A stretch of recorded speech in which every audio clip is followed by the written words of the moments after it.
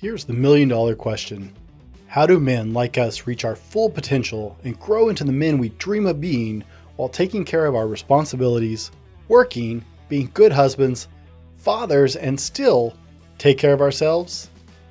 That's the question, and this podcast will help you with those answers. My name is Brent, and welcome to the Fallible Man Podcast. Just take 1 minute, guys, and breathe. We survived another Christmas season. The holiday is officially over and New Year's is right around the corner, which means 2022 is less than a week away. And I, for one, am glad. I'm not a big holiday person, but guys, with the holiday wrapping up, we're through the silly season and now it's time to actually get into a season of focus. With 2022 starting at the end of this week, guys, it is time for you to pull it in. And I'm not talking about New Year's resolutions. I hate New Year's resolutions. I think they're pointless. I think it's a dumb thing that a lot of people do. And we can go into that in a whole nother ballgame. But guys, it just doesn't make sense to me. But it is time to get serious about 2022. Because if you want 2022 to be a better year for you, then it's time for you to get serious. In fact, all the smart people that I really know use this holiday season to chart a course for the following year. Yeah, they do the family thing and they get together with loved ones, and that's a great thing, guys. Don't get me wrong. I love that aspect of Christmas, but that's not all they do during the quote unquote downtime, and let's use that term very loosely. Let's face it, the holidays are not exactly downtime, but people who are smart are using this time, they're using it to get ahead for next year. So whether it's 2022, because this show is the last season episode for season 2 of the Fallible Man podcast, we're going into 2022 next week. But it doesn't matter if it's 2022 or if you're listening to this down the line in 2023 or beyond, guys. As we head into the year change, it's time for you to make this year yours. And if you go to the new year without a plan, then you're going to flounder away another year. And we will be at 2022 going on to 2023. We'll see how many times I can say 2022 in one show. We'll get to the end of the season and be changing into the next year, and you will have wasted another year of your life. Well, hopefully you won't, because you're listening to this podcast. That means that you have a growth mindset in place, and hopefully this last year was a phenomenal year for you. But if it wasn't a phenomenal year, if it wasn't everything you wanted it to be, now is the time to grab a hold of it and take advantage and move in and make next year a more incredible year than even this year was. If you're one of those people who procrastinate and got to the end of 2021 and went, well, I probably should have done, I don't want you to go into next year. I don't want you to get to this point next year and say the same thing. I want you to get the end of this next year, whether it's 2022 or if you're listening to this 5 years from now. If it's the end of 2027 or 2026, going into 2027, whatever, I want you to go into next year and make it your best and most amazing year. Now, here in this episode, we're going to talk about 7 questions that you need to ask yourself to get focused on achieving your goals in the next year, be that 2022, 2025, or 2030. Whatever time frame you're listening to this podcast in, guys, I want you to ask these 7 questions to help you make next year more incredible than you have ever done before. Use them as a to-do list. And if you already are doing these things, then this next year is going to be incredible for you. But maybe you're missing one piece. Maybe you got 6 of these 7 questions. Maybe you got 5 of these 7 questions. It doesn't matter, guys. There's always something to learn. You know, I'm a big believer in continual learning and that there is always some lesson you can take out of it. So I promise you'll get something out of this. I really think you will. And these are the 7 questions you need to ask yourself to get focused on achieving your goals for this next year. And at this time, we're going to say in 2022, because we're about to jump into 2022. So use them to make this next year your best year ever. Number 1, guys, are you setting SMART goals for the year? Now, I'm not saying smart as in like really clever. Okay. I hope they're clever goals. Oh, Sorry, my voice broke there. I hope they're clever goals, guys. But SMART is actually an acronym. And if you're on the video version of this podcast, then you'll see it on the screen. If you're not, you may have to just listen really carefully. But SMART stands for specific, measurable, attainable, realistic, and timely. Now, a lot of people set goals, and it goes something like this. In the next year, I'm gonna blank. Fill in the blank. Fill in your passing wish. And let's see. The common ones are make more money, lose weight, get in better shape, get a better job. All of those are crap goals, guys. Those are stupid and unobtainable goals because they're too general. You have to get specific. If you're going to make this next year your very best year ever, you have to get specific. You can't have generalized, broad scope goals. Sure, you can have bigger long-term goals of, I'm going to be in great shape and a better body weight. Okay, that's a big long-term goal. There are lots of small goals that fit in that. So I want you to get specific, because when you get specific, you can then measure the progression and accomplishment of those goals. You also have to make them obtainable. If you say, hey, I'm going to win the lotto next year, it's not attainable necessarily. You don't have control over that. You have to make things obtainable, things that you can shape, things that you can affect. If you just throw some random goal out there that you have no control over, how can it be something that you can obtain and get to? No, you need to be specific. They need to be measurable. They need to be attainable. Be realistic. Okay? If you have 150 pounds to lose, then break it into segments and make it that first 25 pounds. I'm going to lose 25 pounds of excess body weight, but let's get more specific, of excess body fat by, let's see, we're starting in January. So by the end of the summer, I will have reached 60 pounds, or 25 pounds of body weight. And I give you that because that is an extreme, okay? You can lose 2 to 4 pounds a month in a healthy way. You can go really extreme for a month or two and lose more than that. But let's go with very measurable and realistic. If you say I'm going to drop 150 pounds in 2 months, it's not realistic. And do it timely, okay? Don't just set long-term huge goals out there. I'm going to be healthy and in shape. Okay, let's put a time frame on that, and let's make it in the next 3 months. Let's make it in the next 6 months, because without measurement, without setting realistic expectations and timetables on them, then they're not goals. It's a wish list. So SMART goals, guys: specific, measurable, obtainable, realistic, and timely. Number 2, guys, are your goals, this is the second question you need to ask, are your goals, processes, and habits specific and aligned with each other? I talked about this in a video I'm doing on Friday when we're going to talk about aligning all the aspects of your life to achieve goals. So be sure and catch that video Friday, guys.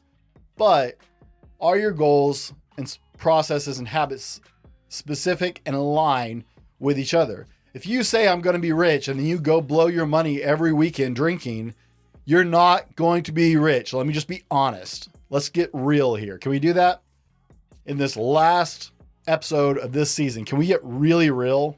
If your goal is to be rich and you are out blowing your money, you're not aligned with what your goals are.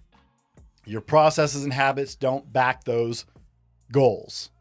So your processes, habits, all need to come into a specific and aligned flow with each other. Can I use the word flow? Sounds kind of hippie-ish. I don't think it is, but we'll go with it. They have to align. Your actions, your thoughts, your habits, your study processes.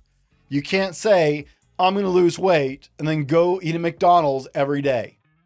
Stop it. Shame on you. You're smarter than that. I know it. You're better than that. If that is your goal, your habits have to align with your goal. If your goal is to increase your income or grow in your job, what are you doing? What are you putting in your mind? If you're not putting in study time, listening to podcasts, taking online courses, taking college courses, taking whatever education you need to, putting in the work, then your habits don't align with your goals and you're not going to achieve them. It's not going to work. And that just stinks. So let's not do that. You're better than that, guys. I want you to set SMART goals. So are you setting SMART goals? That was number one. I want you to ask yourself, are my processes, habits, specifically aligning with my goals? Okay. This should be a really easy one. But if your goal is to get rich and you are wasting your time watching Netflix and you are blowing your money on the weekends and you are going out to eat all the time, you're failed. It's over. They don't align with your goal. So when you're setting your SMART goals, your habits, your lifestyle, your thoughts, your mental processes, everything, your physical processes needs to align with that goal or it's not going to happen, guys. I often say, if you want it bad enough, you'll find a way. If you don't, you'll find an excuse. It is something I lived by for years. If you truly want it bad enough, you will find a way. And the way you find that way is to align your actions, your thoughts, everything, your physical, your mental, your spiritual together in one fluid stream towards that goal. That's how you get there. That's how you find a way. Otherwise, you're just blowing smoke, guys. It's not really going to help you. The third thing you got to ask yourself, and I hope you're writing these questions down, guys. These will help you reach your goals in the next year. Number 3 is, do I have the knowledge and resources to propel myself forward? And if not, where can I get them?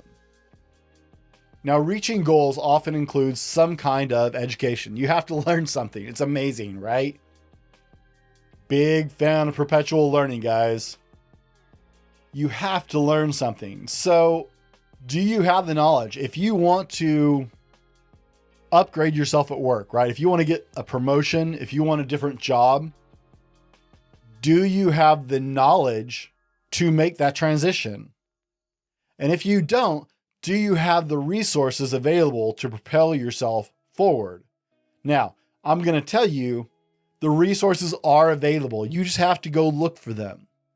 We are at one of the greatest moments in history, guys, because there is more opportunity for you to freely learn than ever at any other time in history. The internet is a lot of things, some of them good, some of them bad, but like anything, it's what you do with it, right? Well, you have an incredible tool with the internet. And even if you don't have internet at your house, I promise you have access to internet somewhere. It's almost impossible in most countries to not know where you can get to it. Now, if you live in a third world country where you got to travel 100 miles to get to internet, you are up against a harder rock than most people understand. But you still know how to get there and what you got to do.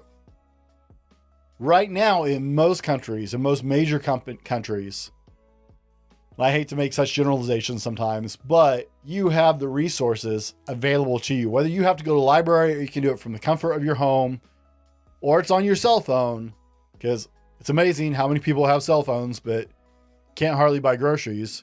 So you have the resources available. Go on YouTube. Even Elon Musk thinks that you can learn the basics of most fields of study on YouTube. Go to Udemy, go to SkillSource. There are literally dozens of online sites, Cyber IT, just to name 3, where you can go and learn skills, obtainable skills. And you can start most of them on YouTube. You can get a long way with a YouTube video. Trust me. I've rebuilt some things that were way outside of my scope of expertise. I've rebuilt some parts of cars and other things in my life with the help of YouTube. You can learn the basis of most things on there. Then you can move to things like Udemy, SkillSource, Cyber IT, and any other number of online resources. So ask yourself, if this is my goal, do I have the knowledge it takes to move to that level, to grow in that position, to make more money, to build my business, to improve my physical health? Do I have the knowledge? And if not, do I have the resources to help me move forward in that? And if I can't, where do I get them? Make that list. Sit down right now. Pause this. Write down where you can gain the knowledge and the resources to accomplish those goals, guys. That is critical to you moving forward in this next year. The fourth question you got to ask yourself is, who are the people that I can go to for guidance to help me succeed? Now, I interview a whole lot of people on this podcast, guys, and I hope you guys enjoy the interviews. Shout out in the comments below. Let me know, do you enjoy the interview shows I do? I bring together some incredible people for you to talk to and listen to.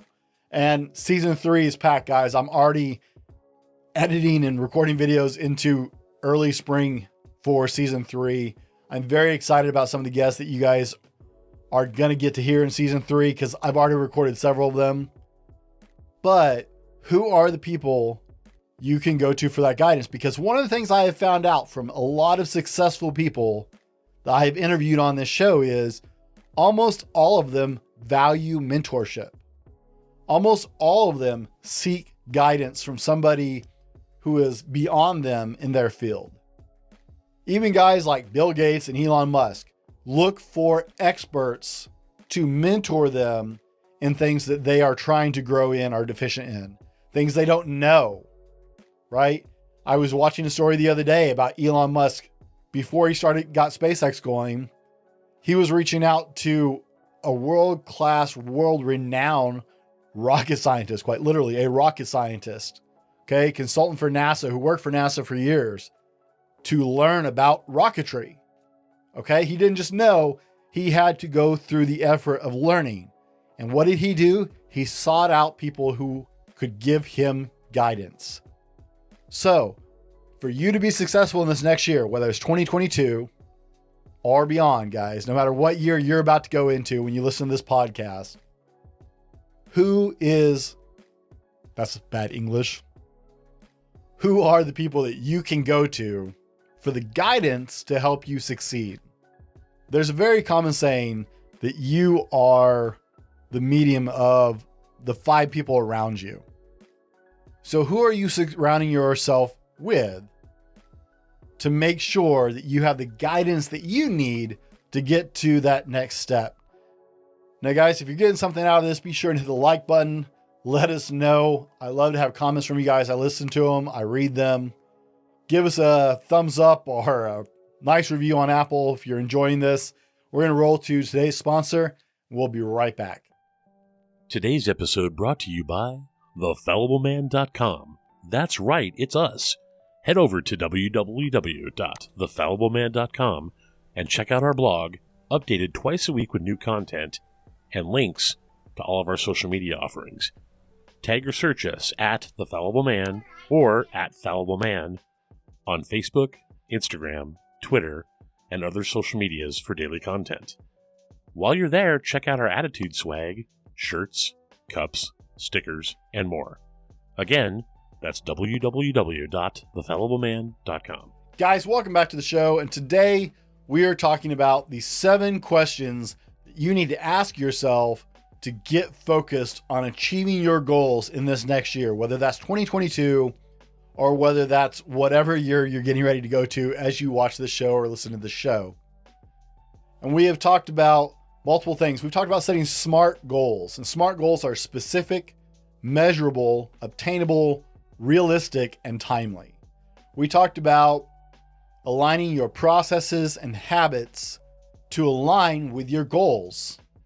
We talked about having the knowledge and the resources to gain the knowledge to propel yourself forward in the new year. And we also talked about who can guide you. Do you know the people who can guide you to grow the way that you want to grow this year? These are all really important. Now, this next one may sidetrack you just a little bit because it's going to seem a little it's going to become uncomfortable. So let's just face it, okay? I'm not good at beating around the bush, so it's going to become uncomfortable. The fifth question that you really need to ask yourself to be successful in the oncoming year is, have you eliminated negative conditions and people in your life who have been holding you back? We talked about this in some of the other episodes, and this is a really difficult topic because some of the people that you love the most are some of the people who are actually probably preventing you from reaching your goals. And it's not because they don't want you to reach your goals. It's because they love you and they're afraid of you taking risk. People who are just nasty and don't want you to reach your goals, they're easy to get rid of. People who are just nasty and a drag on your life are generally easy to get rid of, except when it's people that you love. People who are close to you. People who hold you back, not because they don't want success for you, but because they want success for you, but they are afraid in their own lives. And so therefore they are afraid that you will damage your life by taking risk. Now I'm going to tell you, this is a freebie. You have to take risk if you want to propel yourself forward. If you want to be more successful with what you do in your year, if you want to grow as a person in your year, you're going to have to take risk. That can be uncomfortable. That can be slightly dangerous. That can be very scary. It's not easy to get out of that comfort zone. In fact, comfort zones drag you down and often keep you from succeeding. For some reason, we embrace this idea of being comfortable. But guys, I can tell you, you need to learn to relish the discomfort. Is that the right word? Someone correct me in the comments if that's the wrong word. I may have said that entirely wrong. My grammar stinks sometimes. My wife gets after me when I don't run these by her because my grammar and my spelling are bad. So if I use that word wrong, I'm sorry. But you need to learn to love the difficulty. Embrace the suck, right? We've all seen the t-shirt. It's cliche, it's kind of stupid, but sure. Embrace the suck. I've probably used that term before. In fact, I'm sure I have. Embrace the discomfort. A lot of you guys know that I do obstacle course events. I haven't done a whole lot of them the last year or two, but it's something I love doing, so much the fact I even have a tattoo for one of them. But guys, one of my favorite things that one of them says, that Tough Mudder says, is you need to become comfortable being uncomfortable. That is something that you need to embrace if you're going to grow. If you're going to make this your best year yet, you're not going to be comfortable the whole time. In fact, you're going to get really uncomfortable because stretching yourself out to succeed leaves you feeling vulnerable. It leaves you open to failure. You got to be able to embrace failure, guys. Everybody knows the classic example of the light bulb, right? Edison said, Edison was misquoted like a dozen different ways on that. And I've heard probably every misquote. So this probably isn't word for word, but we've all heard the adage of Edison saying, I didn't fail 1,000 times. I found 1,000 ways not to make a filament light bulb. If Edison had given up on the first couple, we wouldn't have the lights we have today. Maybe that's a bad example. Maybe you're a Tesla guy. That's cool too. But if people were afraid of failure, if the Wright brothers didn't fail over and over and over again, we wouldn't be where we are in flight. People who are successful fail, but it's not failure. They fail to meet the goal they set, they learn the lesson, and they go again. You're going to have to embrace being uncomfortable. And a lot of people who love you, and they honestly do, they care about you. So you need to learn to either get them on the wagon to help them see your vision, or you need to put some distance between yourself so they're not holding you back because they're afraid for you. If you can get past your own fear, don't let somebody else's fear and negativity hold you back. Now, here's one of my favorite parts of the show because I like to see your comments, guys. What question do you need to consider to get ready for next year, whether that's 2022 or another year, depending on when you're listening to this. What question do you need to ask yourself personally to get ready for next year, be more successful? Comment down below, guys, whether you're on the podcast. I know Apple Podcasts doesn't have comments, but guess what, guys? There are a lot of platforms that do. I am actually a big fan of a couple other pod platforms. I even use a couple that you may not have heard of before, guys. There's one called Good Pods that I like because I can leave comments or reviews or both about podcasts I listen to. And I love Good Pods for that. But if you're on the podcast, let me know. info@thefallibleman.com is easy. If you're watching on YouTube, guys, put it in the comment section. I read all the comments. I respond to all the comments. But I love getting your opinion on this. That's why I do a live show on Mondays as well. But what is the question you need to ask yourself to get ready for the new year for you? Now, back into it. Number 6, guys. Are you consciously taking care of yourself physically? Or let me rephrase that. Are you consciously taking care of your physical health with proper diet and exercise daily? Now, Brent, what does this have to do with being successful? I want to make more money. You can't do it if you can't get your butt off the couch because your diet sucks and you're winded going to the mailbox. Sorry to break it to you. I'm sorry you cannot separate your physical health from your forward motion. It's just not possible. If you look at all the guys that you would consider super successful or super rich or whatever your measurement of success is, because we know success is a very personal variable, right? It's very, very specific to a person. My definition of success may not be your definition of success. But if you look at people who are successfully where you want to be, they take care of themselves physically. All the rich guys, all the athletes, all the movie stars, blah, blah, blah, blah. Yeah, whatever. I don't even care if those are the guys you look up to, or there's other guys you look up to. They take care of themselves in some way. Maybe they do Pilates. Maybe they got a spin bike at home. Maybe they eat green salads. I don't care. Whatever that looks like for you, but you have to conscientiously take charge of your physical health. If you are not able to go to your mailbox without being winded, guys, you're not going to succeed. If you're not physically able to do simple tasks because you're not strong enough, you're not going to succeed. It is a direct correlation. In fact, psychologists have proven there is a direct correlation between physical health and success. Not going to quote studies for you. You guys know I am actually working on my certified personal trainer along with other certifications. I can tell you, long before I started working on that, there is a psychological correlation between taking care of your physical well-being and your actual success in the real world. It transfers across. There is a work ethic that is built by taking care of yourself. Now, guys, I'm going to throw a curveball at you here and say, number 7, the question you need to ask yourself is, how often do I take time to pray, meditate, practice gratitude, or whatever I do to create that optimal state of mind? Now, guys, I'm not going to tell you exactly what you should believe or what you should do. All of you who listen to this show on a regular basis know I'm a Christian. Prayer is an important part of my life. I can also tell you a lot of people find that peace of mind, that focus in meditation. We've talked extensively on this channel about practicing gratitude on a regular basis. I've had Stephen Crane on multiple times to talk about his book, I Can Appreciate That. I've had Sean McNay on to talk about the value of living a life embracing gratitude. There is a mental state that comes with getting your mind right. And I can't tell you how to get there.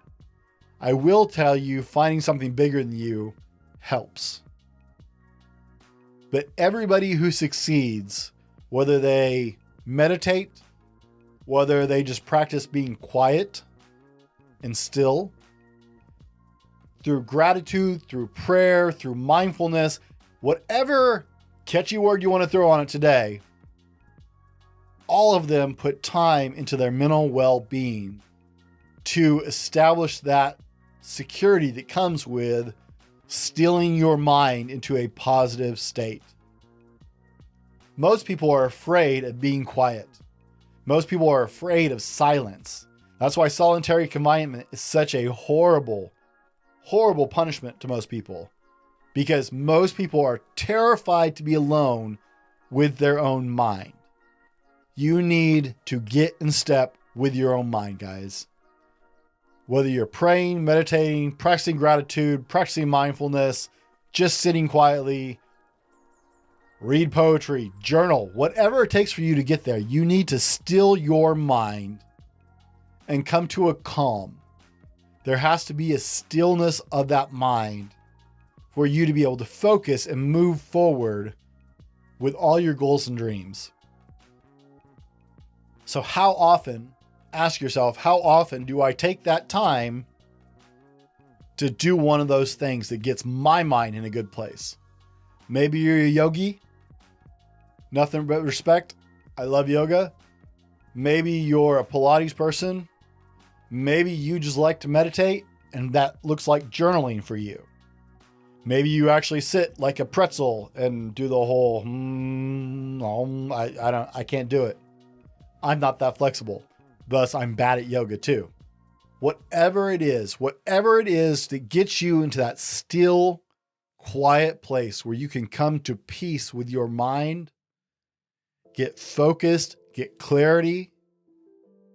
How often do you invest in that? Because that's valuable if you're going to go forward and be successful in this next year. You've got to find it. Warren Buffett reads for 4.5 hours every single day. That's where he not only garners information, but he also feeds his mind and steadies his mind. Bill Gates reads for over an hour every day. Elon Musk reads for over an hour every day and I believe does yoga. People that you think are successful learn to nurture their mind and spend the time getting that clarity in that still place, guys. So guys, let me wrap this one up for you.